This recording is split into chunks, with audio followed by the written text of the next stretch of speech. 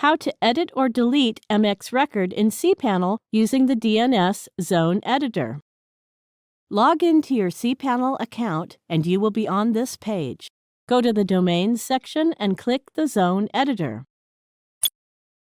Now click the Manage button provided in front of the domain whose MX record you want to edit or delete. Suppose you want to edit or delete the MX record of the domain example.com. Then click this Manage button. Click the Edit button of any of the loaded records you want to edit.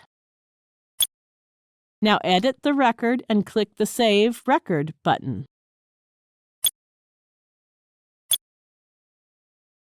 That's it. The MX record has been updated. To delete a record, click the Delete button and continue.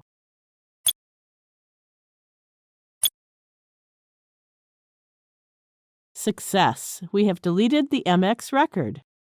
Now you know how to edit or delete MX record. Thank you for watching.